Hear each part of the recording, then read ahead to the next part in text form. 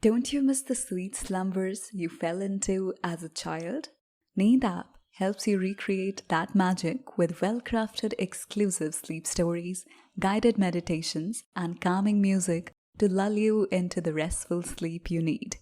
Our offerings are all ad-free, approved by experts, and have helped more than 90% of our listeners fall asleep as quick as within 15 minutes after tuning into our app. Download the app for more sleeping aids and subscribe to the channel. Hi, I am Zareen Barda, and I'll take you on a nostalgic journey to the edge of a serene, breathtaking beach for a truly immersive sensorial experience via a fiction story written by Danish. Before we begin, make yourself comfortable in your favorite position for falling asleep. Switch off all lights and close your eyes. Take a slow, full, deep breath and let go. It's time to set the world aside, let go of your day, and begin your gentle transition into sleep. Take another slow, full, deep breath and breathe out any tension in your body. All there is to do now is relax, rest, and be restored. You're in bed now, feeling your body relax from the day. Beginning with your feet, allow all the tension to go out of them now. They've worked hard for you all day and deserve a rest. And so the relaxation in your feet begins to find its way into your ankles, your calves, and your knees. And now relax your upper legs, your hips, and feel this relaxation following up into your abdomen and lower back, and your upper back and chest.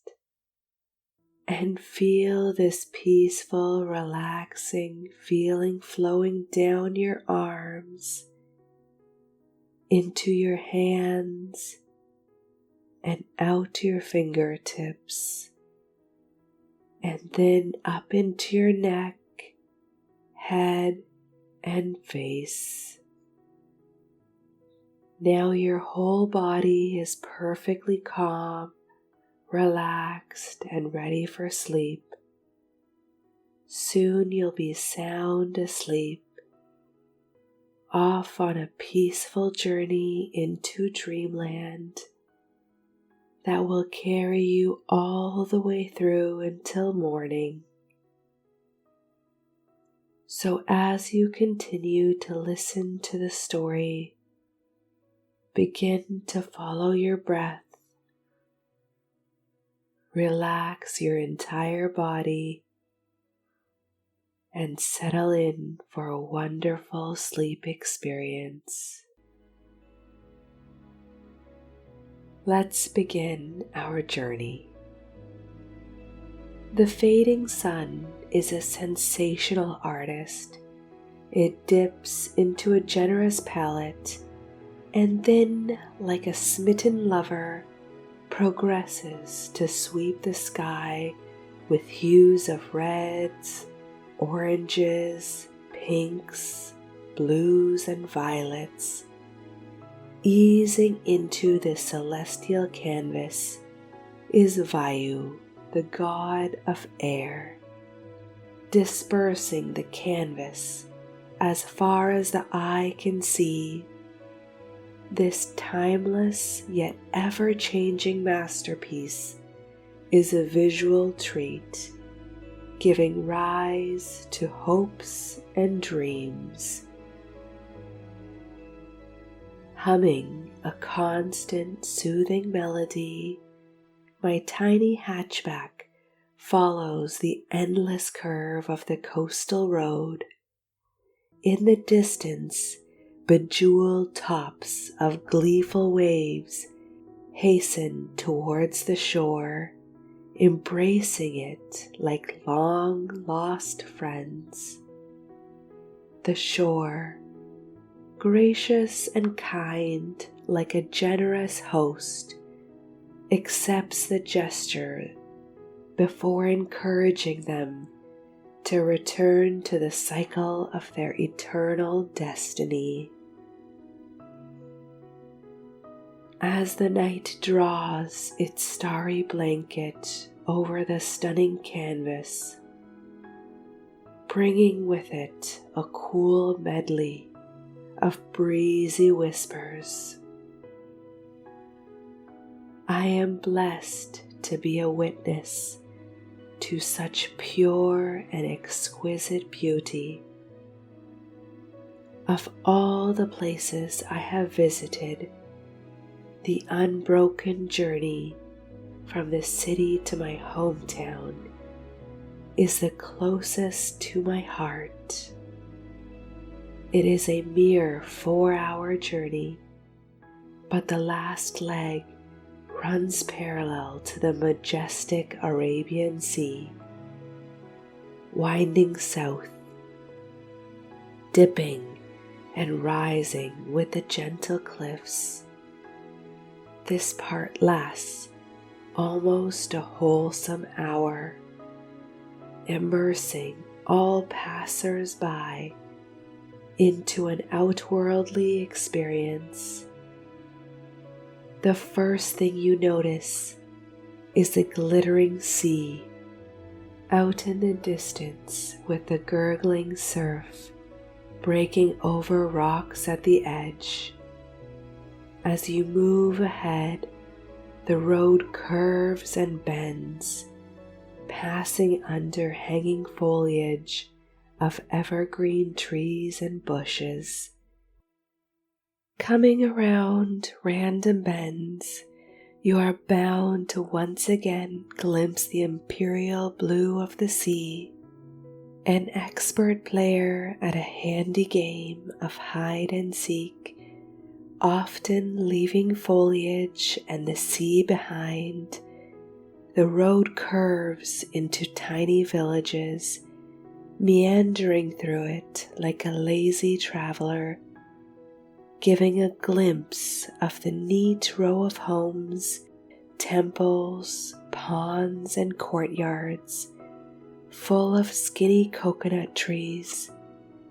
Just when you think time has stood still, the village is left behind, and once again you are traversing the coastal road to emerge into the presence of the Lady in Blue. My hometown is a little bigger than the villages we leave behind. Nestled into a cove, it is a picture of harmony, with crystal blue waters dotted with tiny fishing vessels. A robust lighthouse sits at one end, waving to boats passing by, wishing them luck and a pleasant journey. My family home is right at the edge of the beach. Sitting around 6 feet above the beach, it was built by my great-grandfather. The land that it was built on was bought by his father. All in all, it amounts to a little over an acre. Not huge, but not tiny either. He was able to build a spacious house over it, and there was still plenty of space left over for a yard that is dotted with tall, swaying coconut trees. The trees are witness to many family gatherings, celebrations, laughters, and whispered secrets. As a child, I remember lying on the hammocks, hanging by the tree trunks, my face shaded by the giant leaves that protected me from the gentle rays of the sun. I often imagined them as my protectors, chiding the breeze as it tried to disrupt my peace while maintaining their posture to ensure an undisturbed afternoon siesta. Somewhere between then and now, I lost track of time. Once I spent all my school holidays at this place, but as I grew older, I had more to do. Time is eternal and boundless. One day I woke up and just knew I had to come home. It felt as if it was silently beckoning me, awakening a memory I had almost buried deep within, a memory that would be completely lost if it hadn't manifested itself and compelled me to come home.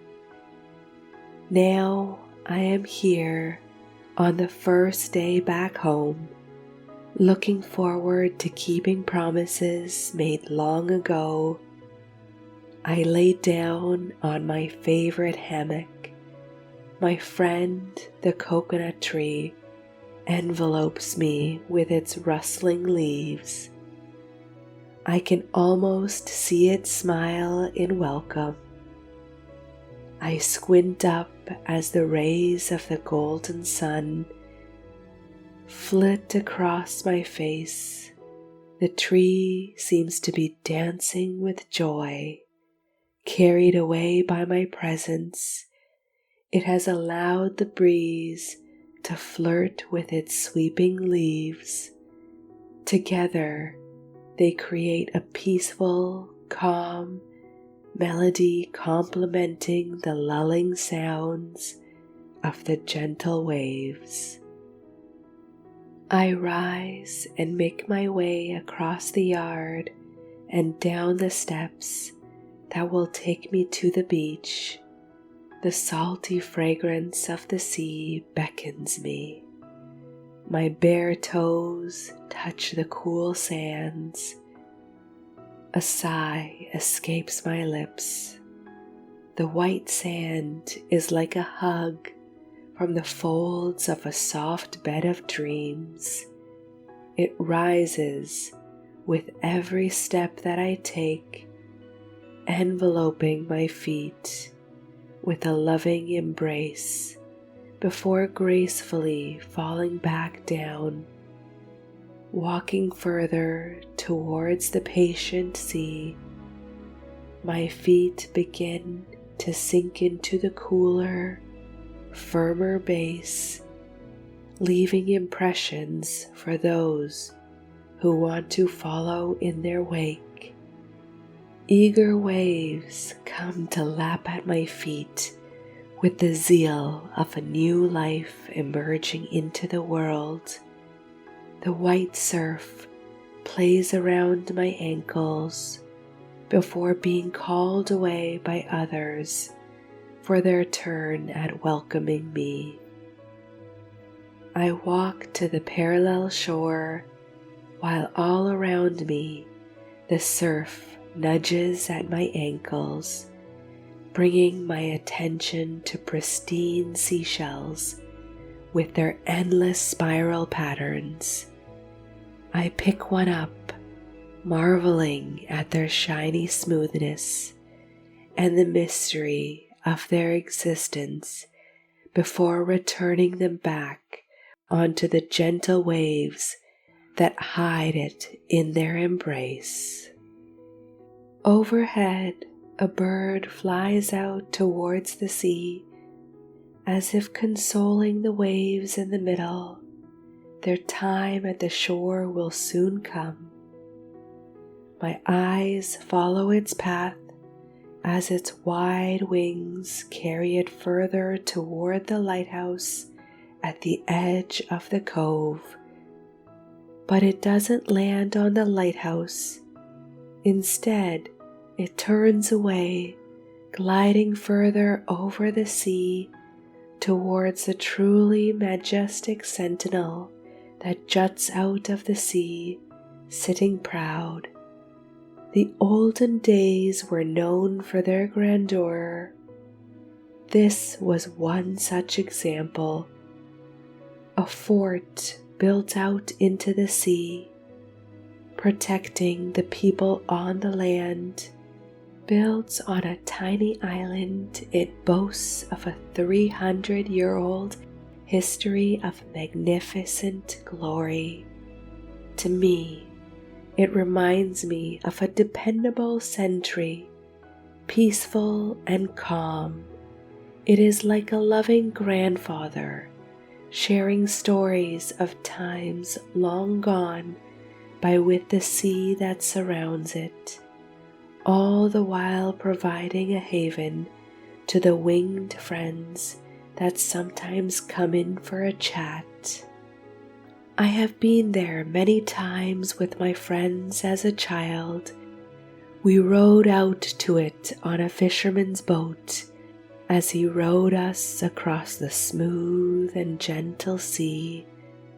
We explored the paths within, kneeling down at sentry points through windows carved out of giant rocks. Through the windows we could see the expanse of the sea beyond, calm, gentle, and respectful as ever. I sensed that the fort and the sea had a pact and an unbreakable bond. I could never imagine one without the other. Many artists had painted the pair, immortalizing them on canvas. From early morning hues to spectacular sunsets, they embody the true spirit of an eternal friendship. It reminds me of something else. I turn around. Closer to the shore, the coconut trees wave at me, dipping and bowing their enormous leaves. Like giants, they have stood tall and firm, silent sentinels for us all. Beyond them, I see other houses, some old, some new. Most have been around for as long as mine, built by like-minded settlers who valued the land as well as the sea. Some of my childhood friends lived in those houses.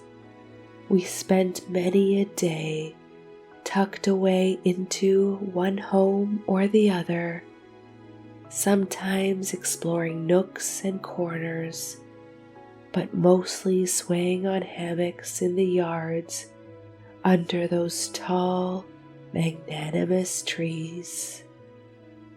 There were 5 of us, like 5 digits of a hand. We were all grandchildren of the occupants of those houses, not one permanent resident. This was good for us, for every time we visited our family homes, we displayed the same level of awe and the same respect for the freedom bestowed upon us. The beauty of our homes was there was no indoor or outdoor. We would walk into anyone with the least hesitation.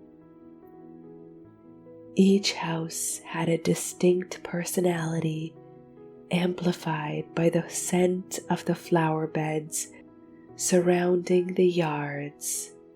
Lucky for us, all the 5 houses nurtured a different flowering plant, and we used them to name the houses.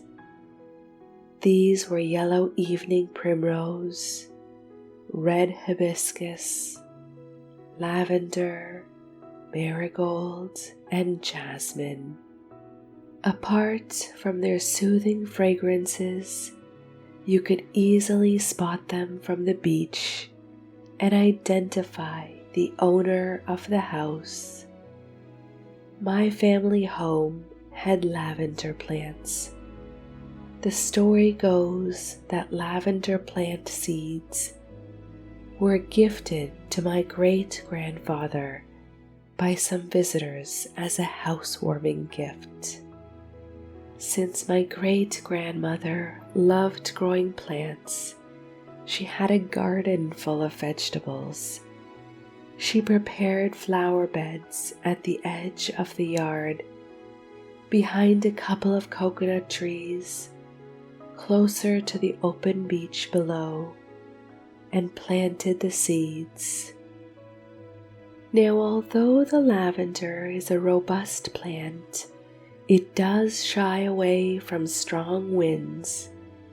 Since it was planted behind the coconut trees, it was well protected and grew bright and strong. Over the years, someone or the other from the family saw to its upkeep, and even after the first plant had come around its life cycle, others from the same plant were nurtured and coaxed into a robust existence. I often felt it mimicked all of us, the family members who grew older and drifted on, but always stood tall and firm, aware that life is a harmony of interconnected souls that depend on each other. My friends, of course, had their own stories linked to the flowers in their yards, although for us what mattered was the distinct stature it gave our homes.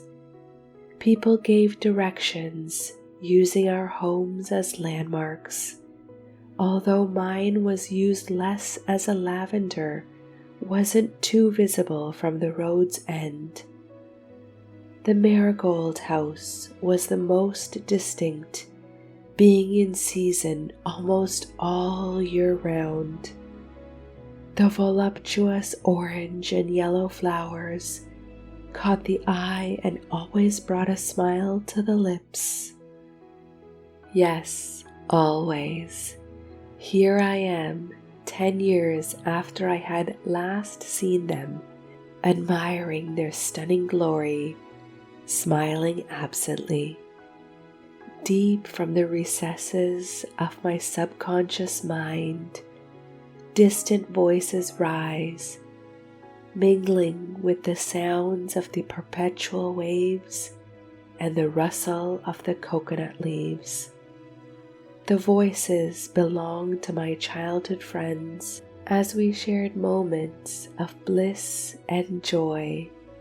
The memory draws my eyes to a solitary coconut tree at the end of the last property on the beach. The roots run deep, steadying the tree as it had somehow defied nature and chose to grow almost parallel to the ground before turning up towards the sky. The L-shaped tree was iconic, as it allowed many a person to sit on the lowest point of its trunk. It was wide enough for me and my friends to sit side by side, hanging our legs below. Sometimes we chose to even do pull-ups, and the good-natured tree never once rebuked our efforts. Needless to say, the tree inspired us with its grace and determination. Despite taking a detour, it managed to rise up with its head held high, and that's what we named it, Grace. For me, remembering and drawing strength from Grace was almost ritualistic. Before each presentation, I would close my eyes and conjure up an image of Grace and her timeless beauty. Needless to say, I sailed through each presentation with just as much grace and determination. Grace beckons me, and I walk over to her, leaving behind the gurgling, cheerful surf. My feet sink once again into the folds of the warm, white sands. I reach Grace and look up as it towers above me. Her dalliance with the errant breeze makes me smile. I reach out and touch her, evoking cherished memories. I am here, Grace. Sinking onto my knees, I allow my hands to sink into the sand at its base. I bring up my palms to watch as the sand lazily slides down my fingers. Here's where we had buried our childhood secrets with the promise to dig them out someday into the future. Today is that day. I choose to wait for my friends, shifting to sit cross-legged. It has been years since we met, but I have faith. Childhood is a period of innocent trust, and promises made as a child hold true and stand the test of time. Through the years, they have grown in my mind, transforming into beautiful people, conquering their destiny with dignity. My reflection comes from my own life and its experiences. Just as I seek out grace for strength, I'm sure my friends too seek out something or the other that is special to them from this glorious land of our ancestors. Shadows fall across the land. I look up to find they are all here. Marigold, hibiscus, primrose, and jasmine. We have all remembered a promise made long ago. We embrace and wonder at ourselves, glad that the invisible thread of our friendship has resisted the trial of time. Being surrounded by all the elements of an eternal cycle is a strong motivator. The sea, the waves, the breeze, the white sands, the coconut trees, the sky, and even the man-made fort are indeed our foremost champions. The 5 of us settle in the sand, taking turns to dig under Grace. Eventually, we bring up a tiny tin box. It is plain and yet strong enough to have weathered 10 long years. With gentle hands, we unlock it. Nestled inside over a bed of dried leaves from the flowers in our yards are 5 rolled pieces of paper. I'm happy they have survived and not withered away. We had written our names on the outside so that we knew which roll belonged to whom. I take the first turn. Reaching in, I pick up the rolled piece. Delicate and yellowed with age, I am extra careful as I unroll it. My eyes light up as I realize I will add this moment in time to my most cherished memories. The air around me is peaceful and laden with the floral scents lingering in the box before dissipating with the soothing smells of the sea. I will be whatever I want to be, and never a challenge shall pass me. Marigold reads hers next. I sense her excitement by the slight tremor in her delicate fingers. I promise to climb every mountain and reach every summit. Hibiscus goes next. I can make my dreams a reality because I have strength in me. Jasmine is next. I will follow the curve of every road and a bylane too. I will never give up on my goals. Finally, it was Primrose's turn. I will inspire myself and others to never give up. We rise together, having read those tiny bits of paper, and head back, arm in arm, bidding Grace a silent goodbye with a promise to meet again someday.